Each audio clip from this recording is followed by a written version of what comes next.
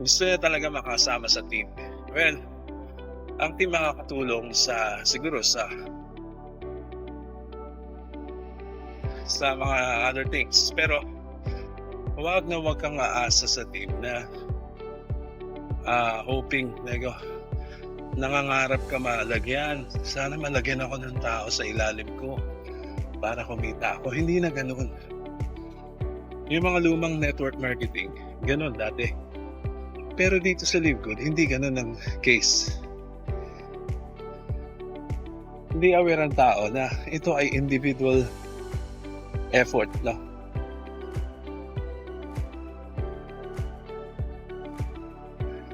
Sad to say individual. Pero don't worry, hindi ito yung gaya ng networking na mabigat dalhin, no? Mahirap i-share sa tao. Ginawa itong madali para kaya ng individual na lumago mag-isa na hindi na kailangan umasa sa ibang member o sa upline niya.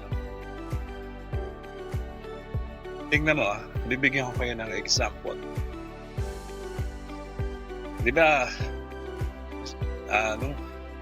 mga traditional network marketing, asa-asa ka dun kay upline, no?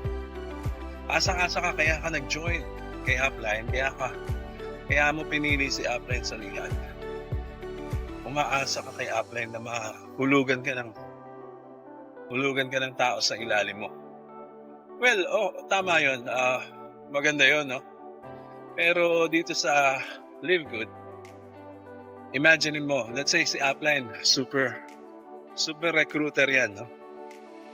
Unang-una, yung mga recruit ni upline, hindi siya ang maglalagay. Yung system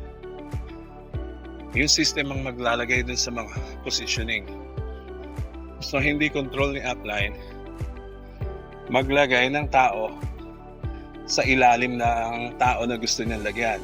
Yun ay mali, no? Yan yung mga traditional network marketing na binago na nga natin.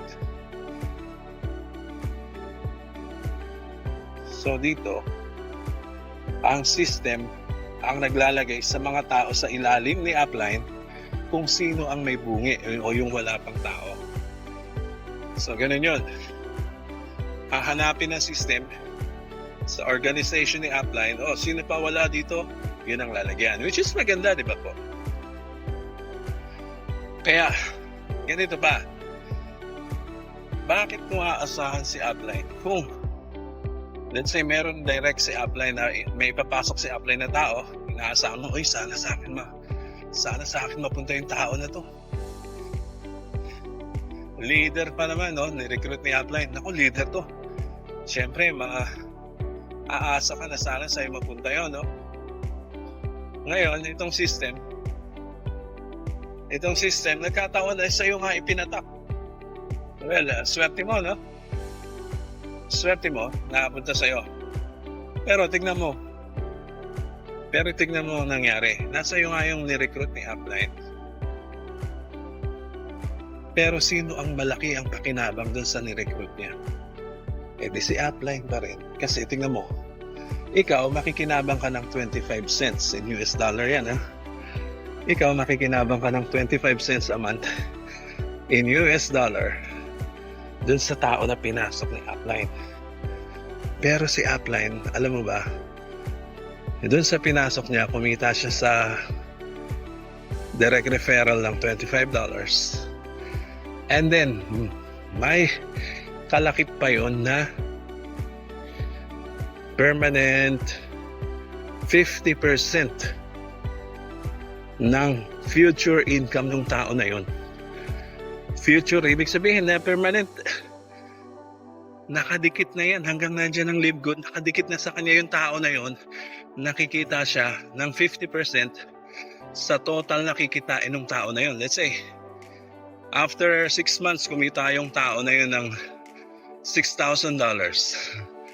O sabihin na lang natin na kumita siya ng $4,000 na lang in 6 months, no? May mga ganyan. So, si upline, bibigyan ni LiveGood ng 2,000, 50% eh. Pero hindi mababawasan yung 4,000 ng tao niya. ikaw in 6 months, kumita ka ng 6 times 25 cents. Imagine mo yan, wala pang $2. Wala pang $2 yung kinita mo in 6 months dun sa tao na pinasok ni Upline. Pero si Upline kumita na ng $2,000 plus $25 yung direct na kinita niya noong una. Ang laki ng difference. Di ba? Isipin mo yan,